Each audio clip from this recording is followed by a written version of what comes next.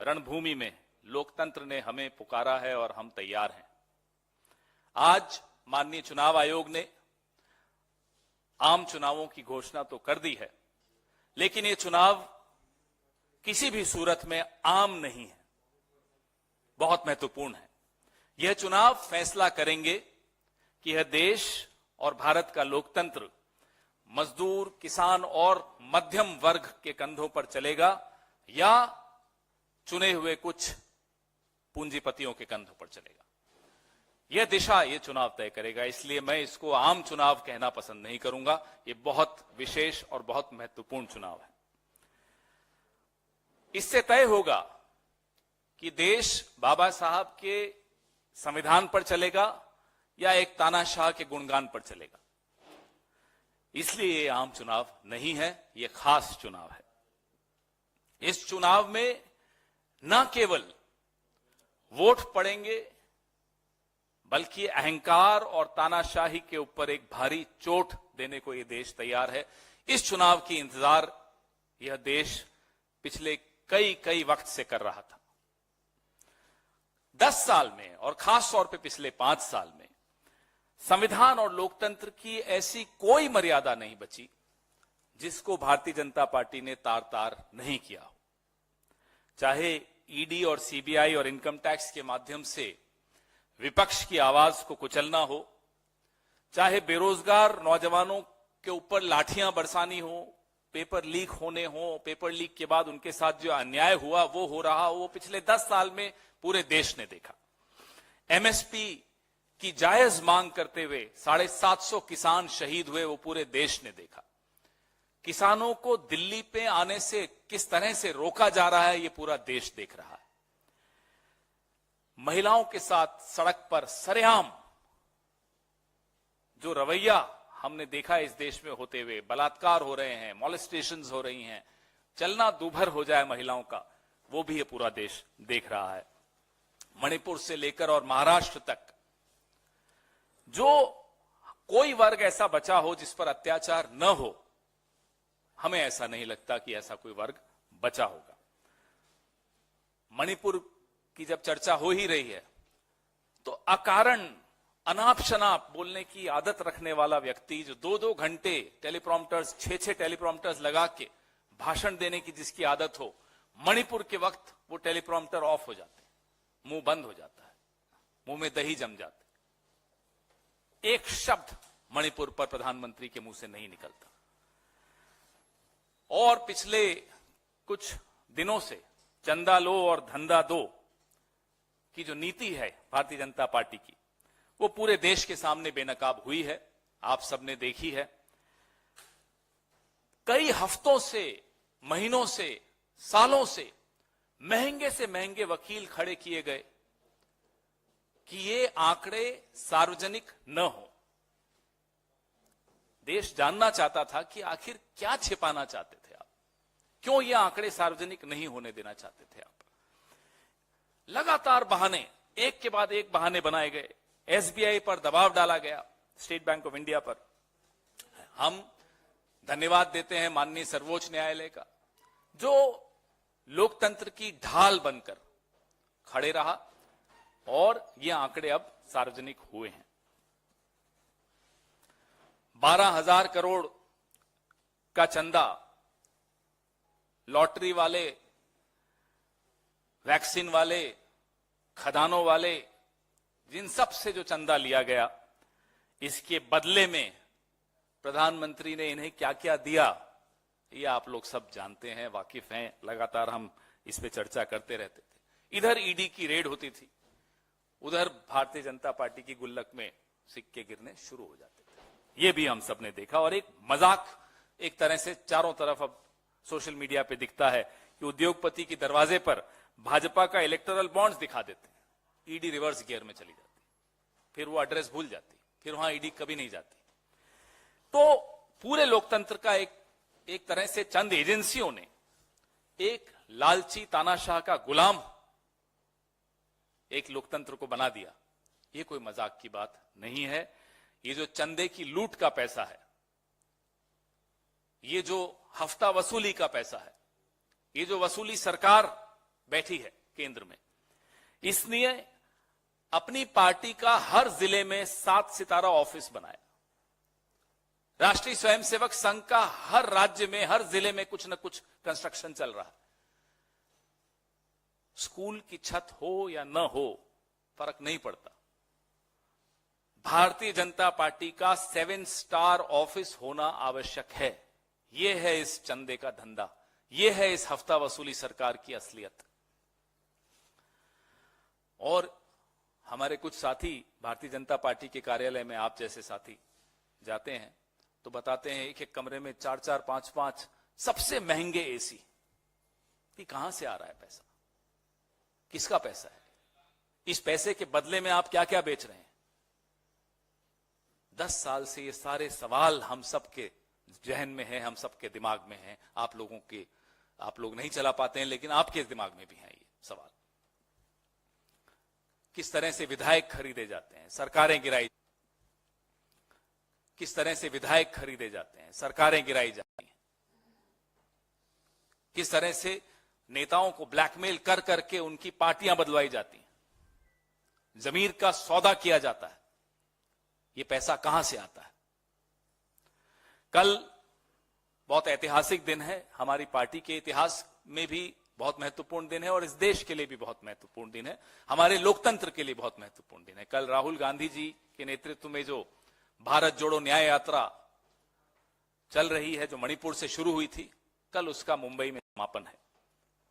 राहुल जी ने हमारे पार्टी अध्यक्ष के निर्देशन में, खड़गे साहब के निर्देश में के अनुसार ये यात्रा निकाली और लगातार सड़क से संसद तक देश के नौजवानों, किसानों, पिछड़ों, महिलाओं और दलितों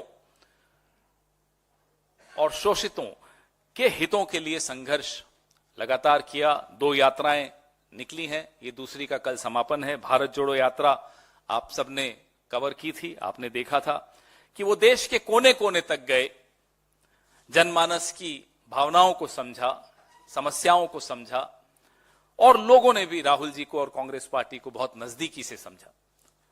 जो दुष्प्रचार हमारे खिलाफ किया जाता था वो चारों खाने चित हुआ इन यात्राओं के माध्यम से। पिछले 10 साल में आपने देखा कि जो राहुल गांधी ने कहा, वो जीएसटी पे हो, नोटबंदी पे हो, कोरोना पे हो, इलेक्टोरल बॉन्ड्स पे हो, जितनी बातें उन्होंने कही वो सच साबित हुई। पिछले 10 सालों में आपने यह भी देखा कि जिन जिन राज्यों में हमने अपनी गारंटीज की बात की और उन राज्यों में हम जीते, वहां वो हमने वादे पूरे किए, उन गारंटियों को पूरा करके दिखाया। इसलिए आज जब राहुल गांधी 5 न्यायों की गारंटी की बात करते हैं तो लोगों को भरोसा होता है कि ये राहुल गांधी बोले हैं, ये मल्लिकार्जुन खड़गे जी की पार्टी बोली है, ये सोनिया गांधी की पार्टी बोल रही है, ये होके रहेगा। इसलिए लोगों को भरोसा है।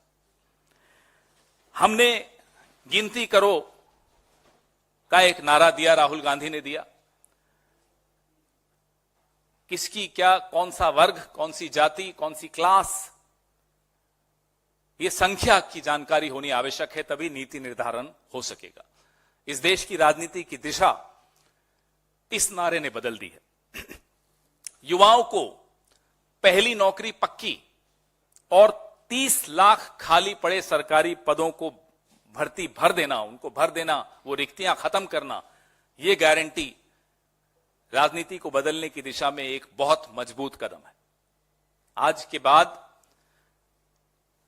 कोई कितनी भी कोशिश कर ले ध्यान बटाने की, इस देश के नौजवानों का ध्यान इन्हीं मांगों पर है, इसी गारंटी पर है।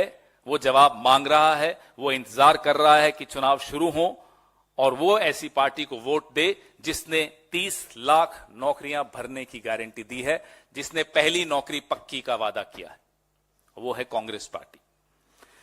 देश के करोड़ों किसान भी प्रमुख फसलों पर कानून के माध्यम से एमएसपी की जो गारंटी हमने दी है उसकी इंतजार कर रहे हैं। उनकी इंतजार अब कुछ हफ्तों की बची है, 2 महीने की बची है, उससे ज्यादा नहीं बची है, वो इंतजार खत्म होने वाली है। Friends, elections have been announced. They may call it a general election, but this election is a very important election. It's a milestone election because this election will decide whether our democracy will be protected or not. Whether Baba Sahib Ambedkar's constitution will be protected or one man's whims and fancies will decide the direction and the future of our democracy. It's a very crucial election. It also happens under a cloud of scams of electoral bonds, jailing and suspension and raiding of opposition parties, politicians, freezing the funds of the primary national opposition party. That's unprecedented. Reducing the constitutional status of the election commission. We've all witnessed how the Congress had a dissenting note to the appointment of the election commissioners also. So under these circumstances, the election has been announced. We have been raising issues that matter to the farmers, to the youths, to the women, especially to the unemployed youth, through the two yatras that Mr. Rahul Gandhi undertook, the Bharat Jodo Yatra and the Bharat Jodo Nyaya Yatra. He has underlined the need for India's politics to focus on these issues. Paper leak is not a small issue. It compromises the future of lakhs and lakhs of our young boys and girls. So when Rahul Gandhi talks about guarantee, when Rahul Gandhi talks about nyaya to these groups of people, people take it seriously. Because whenever Rahul Gandhi spoke about demonetization, COVID, GST, he was proved right. People know if Rahul Gandhi is saying something, he means it, and it will be done. Mr. Mallikarjun Kharge had asked Rahulji to undertake the Bharat Jodo Nyaya Yatra, which culminates in Mumbai tomorrow. It started in Manipur. And throughout this yatra, Mr. Gandhi and the Congress party has been underlining the guarantees of Nyaya to the youth, to the farmers, to the women, to the tribals, to construction labor, to all the different groups that have been at the receiving end of a totally pro-rich regime that we've witnessed in the last 10 years. This election, people have been waiting for. People want to elect a party which thinks of the youth. The promise of 30 lakh vacancies to be filled by the Congress party. The promise to stop paper leak and bring in very, very tough laws to deal with it. The promise of Pehli Naukri Pakki. These are historical guarantees which have changed the way politics will be done in this country. No political party can afford not to focus on these issues. 18 million new voters is not a joke. And these 18 million new voters will be voting and they'll be thinking of Mr. Rajiv Gandhi and thanking him. He brought the constitutional amendment reducing the age limit for voting. Our tributes to him also. Your questions, please. आज तो इसी पे focus करेंगे आप, मैं जानता हूं. Mic ले लीजिए. So the Prime Minister has just tweeted saying that we will go to the people with good governance, and also hit out at India Alliance saying that they're delusional and they have a pathetic governance as far as India Alliance is concerned. If he calls it India Alliance, we'll also call it ND Alliance. What is this India Alliance? उनको शर्म आती है India बोलने में, भारत का नाम लेने में शर्म आती है. It is India and we are proud of India. Why is he not proud of India? And what governance is he talking about? Last 10 years we have seen. Forget last 10 years.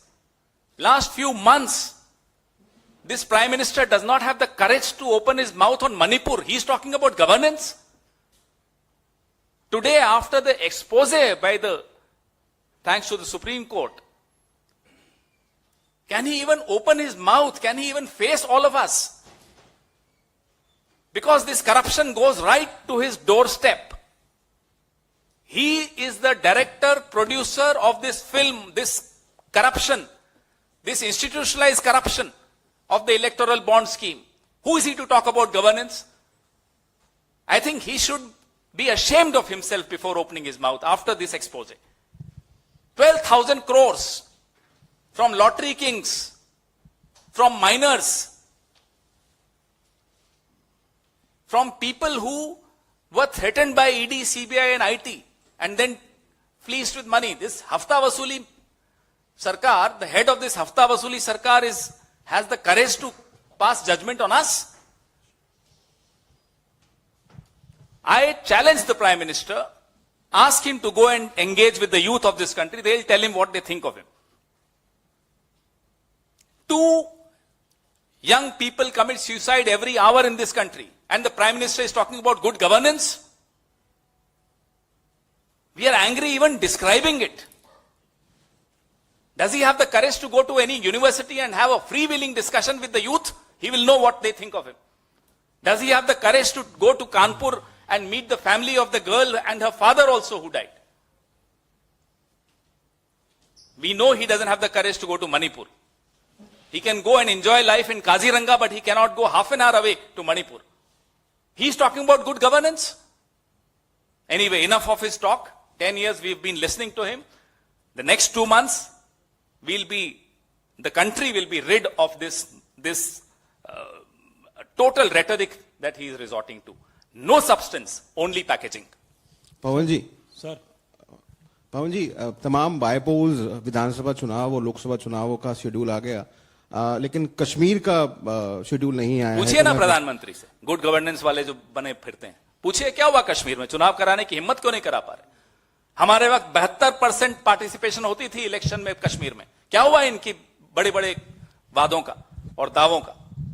क्यों नहीं करा पा रहे? बड़े good governance के वो बने फिरते हैं। चुनाव कराने की हिम्मत नहीं है कश्मीर में और गुड गवर्नेंस का ठेका लिए फिर रहे हैं। पूछिए उनसे क्यों नहीं हो रहा कश्मीर में चुनाव। पवन जी, और लद्दाख में एक व्यक्ति सोनम वांगचुक पिछले 11 दिन से अनशन पर बैठे हैं। क्या कहना है इसमें प्रधानमंत्री का, गुड गवर्नेंस के ठेकेदार का? पवन जी, ईवीएम को लेकर भी चुनाव आयुक्त से, मुख्य चुनाव आयुक्त से सवाल किया गया। उन्होंने अपनी सफाई उस पर दी है। कांग्रेस उनकी सफाई को कैसे देखती है कि पिछले कई बार विपक्ष के नेताओं ने सवाल उठाए, लेकिन कोर्ट से लेकर सबने अपनी अपनी बात उसके ऊपर साफ कर दी कि ईवीएम में कोई फॉल्ट नहीं है, पहली चीज। और दूसरा सवाल ये, एक सवाल का पहले दे दूं जी, पिछले 10 महीने से विपक्षी दल चुनाव आयोग से मिलने के लिए संघर्ष कर रहे हैं, वीवीपैट पे चर्चा करने के लिए। क्यों नहीं समय दे पा रहे? पूछिए ना उनसे, क्यों नहीं समय दे पा रहे? देश के तमाम विपक्षी दल वीवीपैट पर चर्चा करना चाहते हैं। आपके सामने तो सफाइयां दे रहे हैं, हमसे मिलने तक का समय नहीं दे रहे। दूसरा सवाल पूछिए। सर, दूसरा सवाल इस बात का है कि बीजेपी ने तो नारा दे दिया अब की बार 400 पार, कांग्रेस किन मुद्दों पर लड़ने जा रही है और कांग्रेस की क्या आप लोगों की तैयारी रहने वाली है? क्योंकि वहां से नंबर आ गया है, आप लोग भी कोई नंबर लेके बीजेपी का नारा बीजेपी के लिए है। राहुल गांधी और मल्लिकार्जुन खड़गे साहब जो न्याय की गारंटी की घोषणा करते हैं, वो देश के लिए करते हैं, वो युवाओं के लिए करते हैं, वो महिलाओं के लिए करते हैं, वो किसानों के लिए करते हैं, वो आदिवासियों के लिए करते हैं, वो श्रमिकों के लिए करते हैं, वो हिस्सेदारी की बात करते हैं। आपने देखा कि अपने लिए कोई नारा लगा रहा हो? सिर्फ बीजेपी अपने लिए नारा लगा सकती है। कांग्रेस की गारंटी, कांग्रेस का नारा, कांग्रेस का कैंपेन, कांग्रेस का नैरेटिव देश के लिए है, देश के अलग अलग वर्गों के लिए है, अपने लिए नहीं है। जी जी, माइक लीजिए।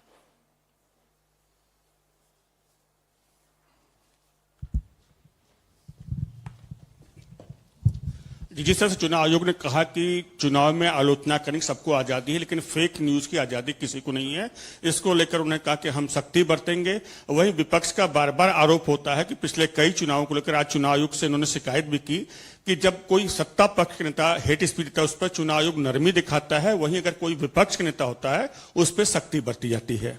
आपने एक रिपोर्ट देखी, कुछ हफ्तों पहले आई थी, कि सबसे ज्यादा हेट स्पीच के उदाहरण अगर आपको देखने को मिलते हैं तो वो भाजपा शासित प्रदेशों से मिलते हैं।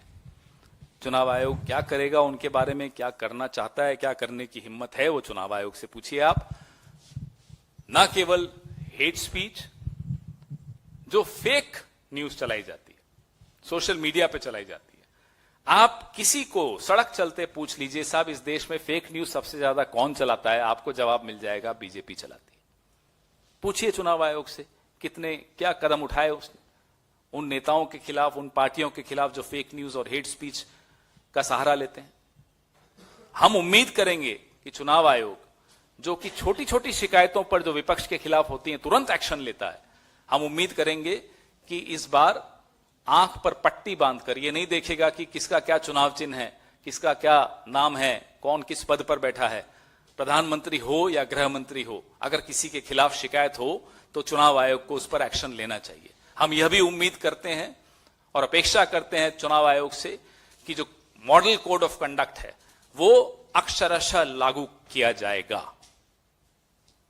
पवन, अब तो आपका इंडिया अलायंस है, बहुत सारी स्टेट्स में आप लोग स्प्रेड आउट हैं, सीट एडजस्टमेंट भी हो गया है, क्यों आप लोग इकट्ठे होके ईवीएम पे एक टफ स्टैंड नहीं लिया, एक ऑल इंडिया मूवमेंट क्यों नहीं चलाई आपने, क्यों आप सड़क पे नहीं आए, क्यों आप चौराहों पे नहीं बैठे, क्यों आप सिर्फ ट्वीट करके इसको कभी कभी इस ये इशू को याद रखते हैं?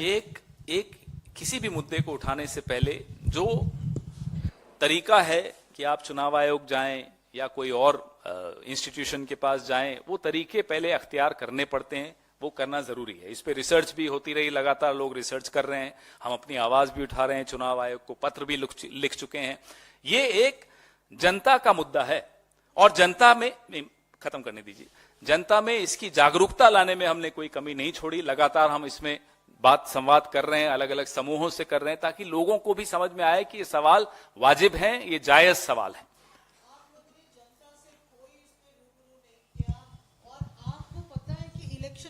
का क्या स्टैंड है, जो गवर्नमेंट का स्टैंड है वही स्टैंड है, वो तो इधर से उधर नहीं होने वाले। आप लोग अपनी बात करें ना कि आपने कहां तक जाके इस इशू को लोगों के सामने लाया। आप लोगों ने कुछ ही नहीं किया अपने नहीं आप फिर बाद में रोने से फायदा नहीं ना कि ईवीएम हो गया, खराब ये हो गया, वो। अब मुझे जवाब देने दीजिए।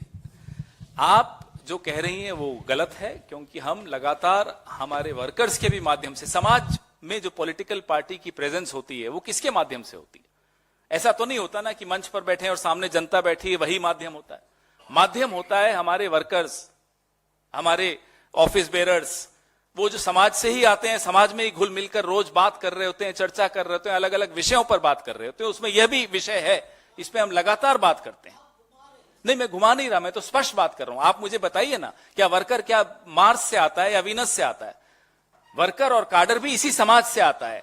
समाज में जब पॉलिटिकल पार्टी कोई चर्चा करती है तो वो समाज के द्वारा आए हुए अपने ही वर्कर्स से ही बात करेगी, उन्हीं के माध्यम से बात करेगी। आपने इस प्लेटफॉर्म को यूज ही नहीं किया, ये तो नहीं, हमने लगातार किया। अब आपने नहीं छापा तो मैं नहीं जानता। दिग्विजय सिंह जी को प्रेस क्लब में करना पड़ा ना। अगर आर्ग्यू करना है तो डिबेट में आ जाइए, वहां कर लेंगे। मेरी बात तो करने दीजिए, यहाँ चर्चा हो रही है ना, तो मुझे जवाब तो देने दीजिए। आप तो मेरा जवाब पूरा नहीं होने दे रही। हमने कई बार ईवीएम का मुद्दा यहां से भी उठाया है। आपने कितनी बार छापा है वो आप जानिए, उसमें मैं नहीं जिम्मेदारी ले सकता, लेकिन हमारे कई नेताओं ने और मैंने खुद कई बार यहां इस मुद्दे को उठाया, कई बार उठाया। अरुण, ठीक, थैंक यू।